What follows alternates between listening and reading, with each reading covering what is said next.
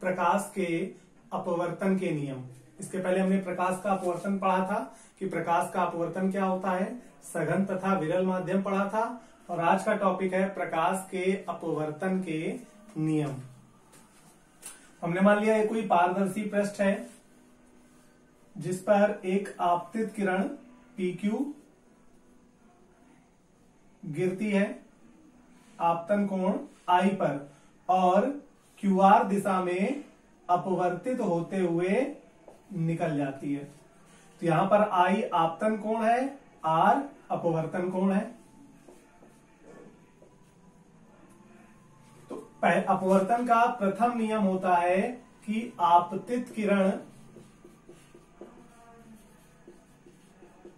Comma अपवर्तित किरण तथा आपतन बिंदु पर अभिलंब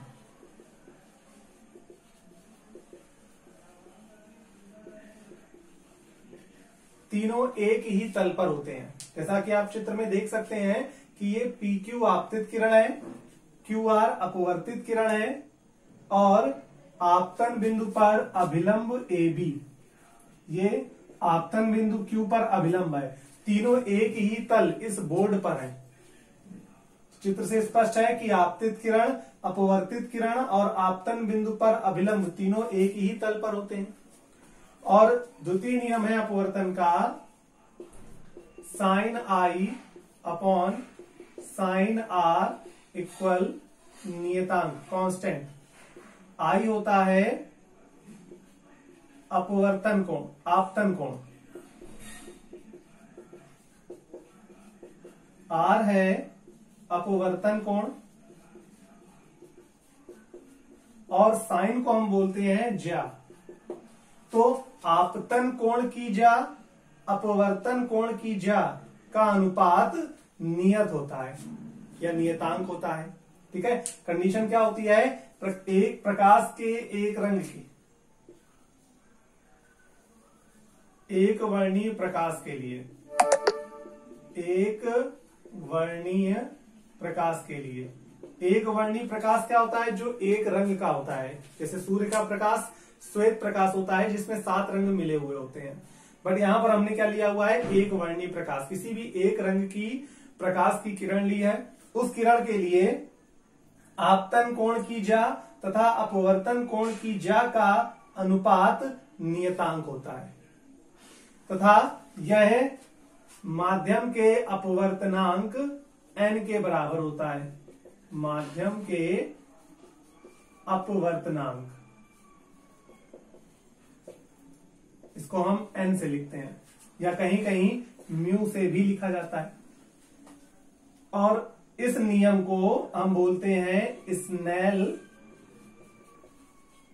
का नियम। अपवर्तन के, प्रकाश के अपवर्तन के द्वितीय नियम को हम बोलते हैं स्नेल का नियम। अब देखिए दूसरे नियम पर हम थोड़ा विस्तार से चर्चा करते हैं, या ये कहें कि अब हम इस माध्यम के अपवर्तनांक n की बात करते हैं।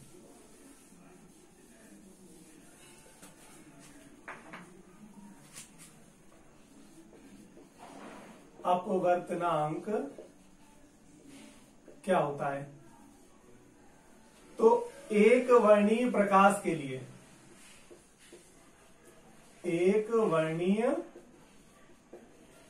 प्रकाश के लिए अभी हमने पढ़ा कि sine I upon sine R equal होता है कांस्टेंट, और ये कांस्टेंट किसके बराबर होता है, n के बराबर होता है, माध्यम के अपवर्तनांक के बराबर होता है। अब मान लिया हमने इसको माध्यम 1 मान लिया और इसको माध्यम 2 मान लिया। हमने इसे माध्यम 1 मान लिया, इसको माध्यम 2 मान लिया। तो यहां पर जो अपवर्तनांक लिखते हैं तो उसको सिर्फ n नहीं लिखते हैं। प्रकाश की किरण जिस माध्यम से चलती है और जिस माध्यम में जाती है उनको भी दिखाते हैं। और माध्यम लिखने का तरीका क्या होता है कि प्रकाश की किरण जिस माध्यम से चलती है उसको आगे रखते हैं और जिस माध्यम में जाती है उसको पीछे रखते हैं। जैसे यहां पर प्रकाश की किरण माध्यम 1 से चल रही है और माध्यम 2 में जा रही है, तो हमने 1 पहले रख दिया और 2 बाद में रख दिया। अगर ये माध्यम 2 होता और ये 3 होता तो हम इसको लिखते 2n3। अगर ये माध्यम 3 होता, ये माध्यम 1 होता तो हम इसको लिखते 3n1। n की जगह हम म्यू का भी प्रयोग करते हैं, 3μ1। ठीक, तो माध्यम हमने दिखा दिया यहां पे। अब इसको पढ़ते क्या है, जो माध्यम आगे होता है या जिससे प्रकाश चलता है उसके सापेक्ष लेते हैं। यानी 1n2 को हम पढ़ते हैं पहले माध्यम के सापेक्ष, दूसरे माध्यम का अपवर्तनांक।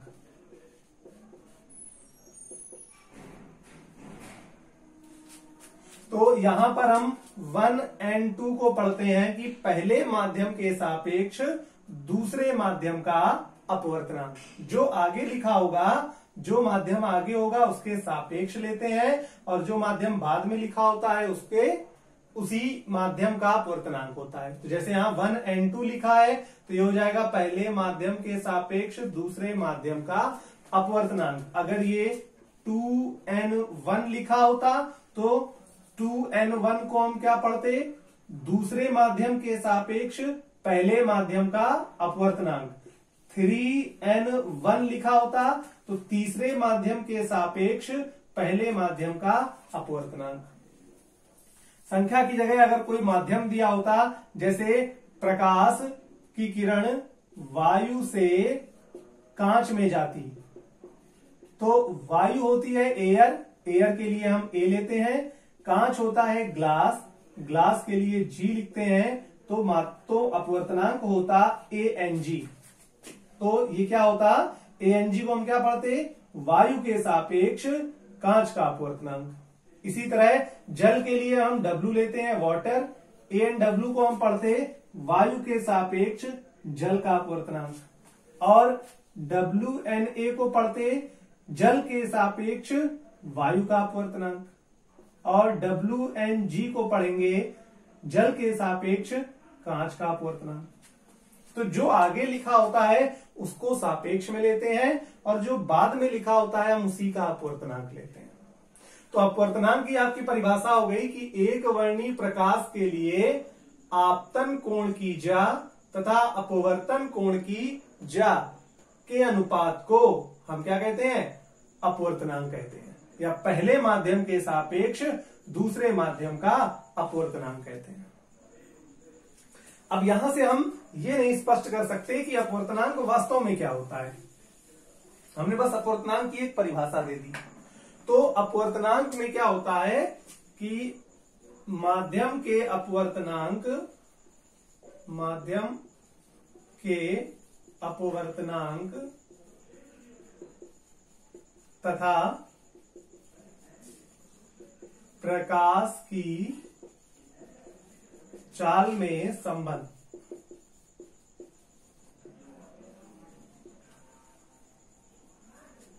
तो सपोज कीजिए हमने अपवर्तनांक ले लिया दूसरे माध्यम का और जो पहले माध्यम के सापेक्ष है, यानी 1n2 लिया। 1n2 को हम क्या लिखेंगे, पहले माध्यम के सापेक्ष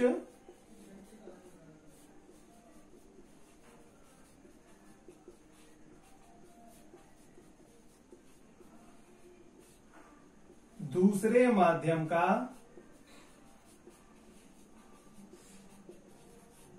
अपवर्तनांक। 1n2 को हम क्या लिखेंगे भाई, जो आगे लिखा होता है उसके हम सापेक्ष लेते हैं। तो 1n2 को हम लिखेंगे पहले माध्यम के सापेक्ष दूसरे माध्यम का अपवर्तनांक। इक्वल में क्या होगा, V1 अपॉन V2, जहां पर V क्या है, V है प्रकाश की चाल, और 1 का मतलब है पहले माध्यम में। इसी तरह नीचे v है प्रकाश की चाल और 2 का मतलब है दूसरे माध्यम में। जिस तरह से यहां सीरियल लिखा होगा, पहले 1 था फिर 2, तो ऊपर v1 नीचे v2 हो जाएगा। अगर यहां दिया हो 2n1 तो इसका फॉर्मूला हो जाएगा v2 अपॉन v1। 2 ऊपर लिख दिया, 1 नीचे लिख दिया। अगर ये दिया होगा 3n1 तो ये फॉर्मूला हो जाएगा v3 अपॉन v1। अगर ये दिया हुआ हो 2n3 तो हो जाएगा v2 अपॉन v3। ठीक, तो पहले माध्यम के सापेक्ष दूसरे माध्यम का अपवर्तनांक होता है पहले माध्यम में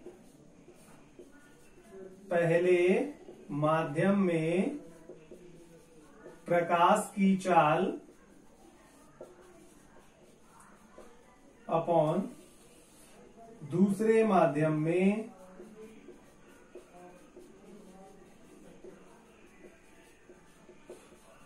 प्रकाश की चाल।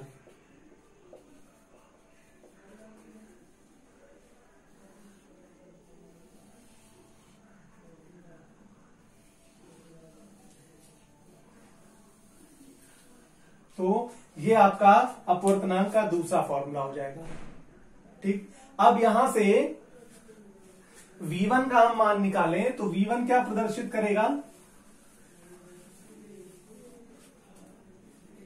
हमें दिया हुआ है 1n2 इक्वल v1 अपॉन यहां से v1 और v2 का हमें अनुपात मालूम चलेगा। 1n2 अपवर्तनांक है जो v1 और v2 का अनुपात है, यानी अपवर्तनांक जो होता है वो दो माध्यमों में प्रकाश की चाल की तुलना करता है। यहां पर हमने v1 अपॉन v2 लिखा है तो ये क्या है? तुलना हो रही है।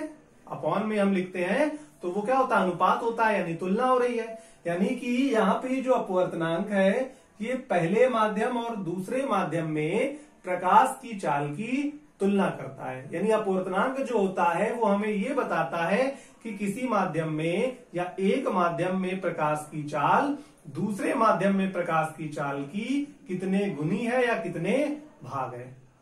जैसे यहां से हम v1 का मान निकालें तो v1 बराबर हो जाएगा 1n2 इंटू v2। और अगर 1n2 का मान हम मान लें कि 2 है, हमने मान लिया कि 1n2 का मान 2 है, तो v1 बराबर क्या होगा? 2v2 या v2 बराबर हो जाएगा 1/2 v1।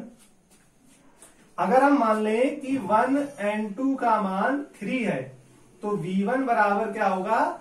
3v2 या v2 बराबर 1/3 v1। ठीक, तो यहां पर हमने ये दोनों माने हुए हैं। पहली बात तो कि 1n2 को 2 और 1n2 को 3 हमने माना है। तो अगर हम 1n2 को 2 मान लें और 2 का मान यहां रख दें तो v1 बराबर 2v2 आएगा। तो यहां पर हमें इस अपवर्तनांक से क्या मालूम चला कि पहले माध्यम में प्रकाश की चाल दूसरे माध्यम में प्रकाश की चाल की 2 गुनी थी, या दूसरे माध्यम में प्रकाश की चाल पहले माध्यम में प्रकाश की चाल की आधी है। अगर हम 1n2 का मान 3 रखते हैं तो v1 बराबर हो जाएगा 3v2 या फिर v2 बराबर 1/3 v1। यानी पहले माध्यम में प्रकाश की चाल दूसरे माध्यम में प्रकाश की चाल की 3 गुनी है, या फिर दूसरे माध्यम में प्रकाश की चाल पहले माध्यम में प्रकाश की चाल की 1/3 है, 1/3 भाग है। तो यहां पर हम अपवर्तनांक से क्या ज्ञात करते हैं कि एक माध्यम में प्रकाश की चाल दूसरे माध्यम में प्रकाश की चाल की कितने गुना है या कितने भाग है। फिर अपवर्तनांक के प्रकार।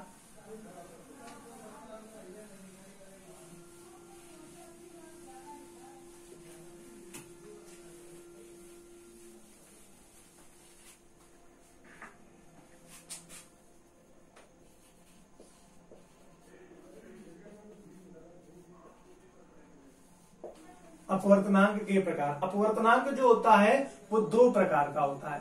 पहला होता है निरपेक्ष अपवर्तनांक,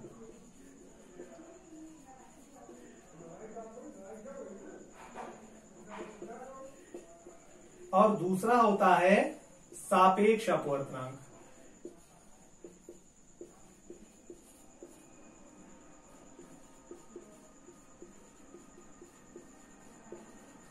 निरपेक्ष अपवर्तनांक और सापेक्ष अपवर्तनांक दो प्रकार के अपवर्तनांक होते हैं। अब निरपेक्ष अपवर्तनांक क्या होता है, जैसे हमने मान लिया कि कोई प्रकाश की किरण है, ये वायु या निर्वात से चलकर किसी अन्य माध्यम में हमने यहां पर माध्यम अन्य ले लिया, यानी पहला माध्यम क्या है, वायु या निर्वात है, और दूसरा कोई भी माध्यम हो सकता है, जल हो सकता है, कांच हो सकता है, और हीरा हो सकता है, ग्लिसरीन हो सकता है, बेंजीन हो सकता है, कोई भी द्रव हो सकता है। तो पहला माध्यम वायु या निर्वात हो, अगर पहला माध्यम वायु या निर्वात हो तो दूसरे माध्यम के अपवर्तनांक को हम क्या बोलते हैं, निरपेक्ष अपवर्तनांक कहते हैं। यदि पहला माध्यम वायु या निर्वात हो तो दूसरे माध्यम के अपवर्तनांक को हम क्या कहते हैं, निरपेक्ष अपवर्तनांक कहते हैं। जैसे हमने मान लिया कि यहां पर दूसरा माध्यम जल है, तो प्रकाश की जो किरण है वो एयर यानी ए से चलकर वाटर यानी डब्ल्यू में प्रवेश करेगी। तो हम इसको लिख सकते हैं, यहां पर जल का अपवर्तनांक एन, यहां पर निरपेक्ष अपवर्तनांक को हम सिर्फ एन से लिख सकते हैं या एन डब्ल्यू से लिख सकते हैं। यहां पर हमें आगे ए लगाने की जरूरत नहीं है। अगर हमने जल का निरपेक्ष अपवर्तनांक लिखा है तो निरपेक्ष का मतलब हो गया कि यहां पर आगे ए है, हम चाहे तो ए लगाएं, चाहे तो ना ए ना लगाएं, हटा दें। तो निरपेक्ष अपवर्तनांक क्या होता है कि जब पहला माध्यम वायु या निर्वात होता है तो दूसरे माध्यम के अपवर्तनांक को निरपेक्ष अपवर्तनांक कहते हैं।